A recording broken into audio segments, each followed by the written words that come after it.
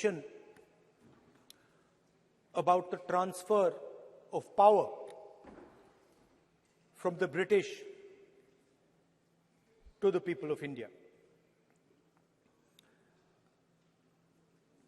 Before handing over power to the people of India, the British asked the leadership of the freedom movement, who are we going to transfer power to? And of course, there was a little bit of arrogance in this statement because they viewed India as a poor country. And the revolutionary answer that our freedom fighters gave was, we are going to transfer power to the people of India. So we became a country that from its inception gave the vote to all our women. And this was a revolutionary thing at the time. We also gave the vote to every single community. And the vote was a mechanism of transfer of power. It was designed to further transfer power to the people of India. And if you look at the journey from independence, it's been that journey. It's been a constant transfer of power, more and more and more power to the people of India, on one side. And on the other side, the counter idea, that take away power from the people of India. This is the fight that is going on. And in fact, in many ways, it is the fight that is taking place today. Huge step forward in the transfer of power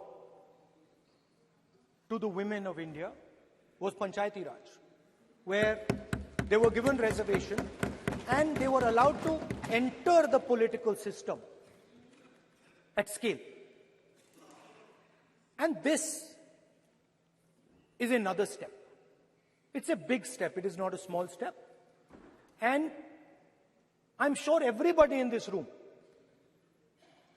the treasury benches, the opposition, everybody agrees that this is a very important step for the women of our country. They fought for independence. They are as capable as any man, in many ways more capable, and should be given as much space as they possibly can be given. There is one thing, in my view, that makes this bill incomplete. I would like to have seen OBC reservation included in this bill. I think it is very important that a large chunk of India's population, large chunk of India's women should have access to this reservation. And that is missing in this bill. There are also two things that seem strange to me. One is the idea that you require a new census to implement this bill. And the second is that you require a new delimitation to implement this bill. In my view, it is quite simple. This bill can be implemented today by giving 33% of the seats in the Lok Sabha and the Vidhan Sabha to India's women. And so I wonder if this is not designed to push the ball forward. To push the ball forward 7, 8, 9 years, and then let this thing play out the way it does. I know my friends tend to like to take the attention of people away from other issues. You know, there is of course the Adani issue, which is they always want to take the attention away. But there is another, I would like to say that. One of the things that, this is quite a nice building, nice peacocks, nice peacock feathers on the ground, nice peacock feathers in the chair. It's a nice, tasteful building. But frankly, I would have liked to see the President of India in this process. The President of India is a woman. She represents the tribal community, and it would have been befitting to have her visible in this transfer from one house to the other. So one of the things that the government likes to distract from, of course, is Mr. Adani. And there is another thing that the government likes to distract everybody from. And that thing is called the caste census. For some reason, and I don't quite understand what this reason is, the moment the opposition raises the issue of caste census, the BJP tries to create a new distraction, a new sudden,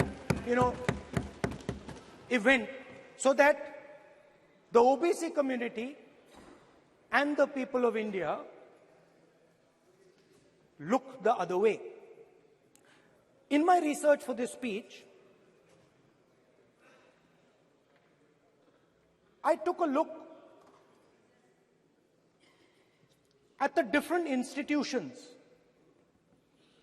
that define how our country moves forward. There are many. There is the Lok Sabha, Rajya Sabha, Vidhan Sabhas. There is the bureaucracy. There is the press. And there's the judiciary. And I looked with an eye to understand what is the participation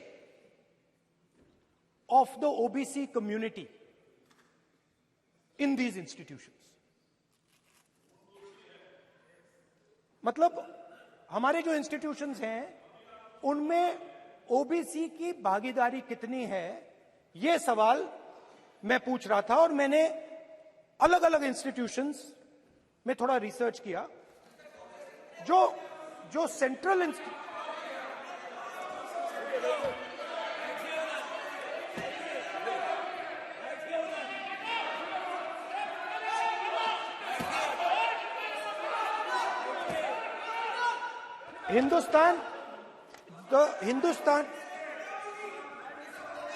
the central, don't worry, don't be scared, we are discussing, डरो मत, हम caste census की बात कर रहे हैं, डरो मत. तो मैंने, I checked, simple thing I did, I said, look, what is the most important set of people in the government of India? The people who define how this country is governed. Of course, Lok Sabha and Vidhan Sabha, but beyond that, they are the 90 secretaries of the government of India. 90 people, secretaries, are responsible for managing the core of the government of India. And I asked myself the question, how many of the 90 people come from the OBC community? And I was shocked and shattered by the answer. मैंने ये सवाल पूछा कि ये जो 90 secretary हैं, ये जो हिंदुस्तान की सरकार को चलाते हैं, जो बजट को चलाते हैं, इनमें से ओबीसी कितने हैं? नरेंद्र मोदी जी प्रधानमंत्री हैं, ओबीसी के लिए काम करते हैं. मैंने ये सवाल पूछा. मैं आपको जवाब देना चाहता हूं, हिंदुस्तान के सेक्रेटरीज 90 में से सिर्फ 3 ओबीसी से हैं। और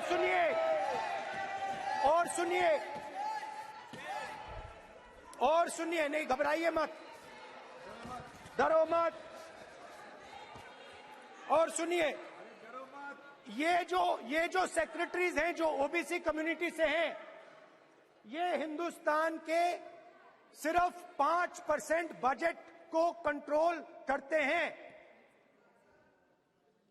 मतलब अगर हिंदुस्तान का बजट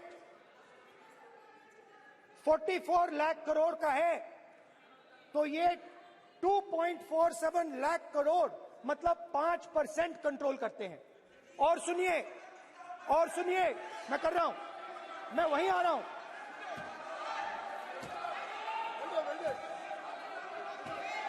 मतलब ये जो है आप ओबीसी की बात नहीं सुनना चाहते, ओबीसी की बात नहीं सुनना चाहते, ओबीसी की बात नहीं सुनना चाहते, ओबीसी की बात नहीं सुनना चाहते। आप ओबीसी के खिलाफ है, आप ओबीसी के खिलाफ है, ओबीसी के खिलाफ है। आप ओबीसी के अधिकार के बारे में नहीं सुनना चाहते, ओबीसी के बारे में नहीं सुनना चाहते, ओबीसी के प्रति न्याय नहीं चाहते, ओबीसी के प्रति न्याय नहीं होना चाहिए। ये सी दे नॉट शोइंग ये जो है। हाँ, मैं माननीय सदस्यों से आग्रह करूंगा, एक मिनट रुकिए। माननीय सदस्य से मैं आग्रह करूंगा, एक तो ये महिला आरक्षण बिल है और दूसरा सभी माननीय सदस्य समान है। डरो मतो ये शब्द इस पार्लियामेंट में नहीं बोलना चाहिए।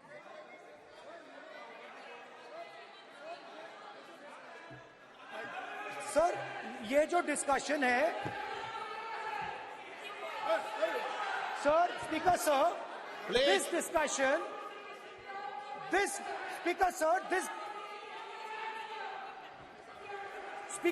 this discussion is about the transfer of power to the people of India. The women being one group of the people of India and the OBC community being another group of the people of India. And I am elaborating that the OBCs, who number a huge percentage, have 3% of the 90 secretaries of this country and control and define 5% of India's budget. This is an insult and a shame to the OBC community.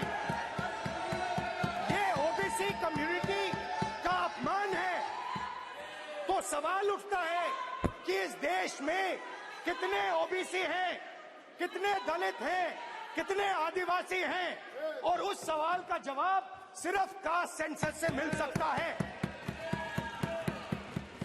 तो मेरा सरकार को एक सुझाव है, सबसे पहले ये जो महिला का बिल है इसको आप पास कीजिए, आज पास कीजिए, ये जो आपके लागू कीजिए, और ये जो डिलिमिटेशन है जो आपने बोला है, और ये जो सेंसस है इसकी कोई जरूरत नहीं है, 33% आप महिलाओं को सीधा दे दीजिए।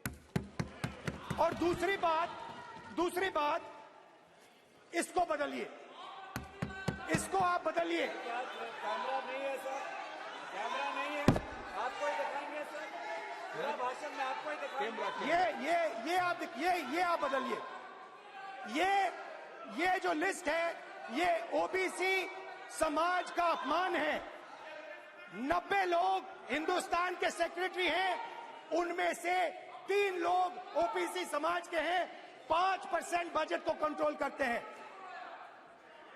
तो जल्दी से जल्दी आप कास्ट सेंसस कीजिए, जल्दी से जल्दी जो हमने कास्ट सेंसस किया था उसका डेटा आप रिलीज कीजिए, और अगर आप नहीं करेंगे तो हम कर डालेंगे। Thank you.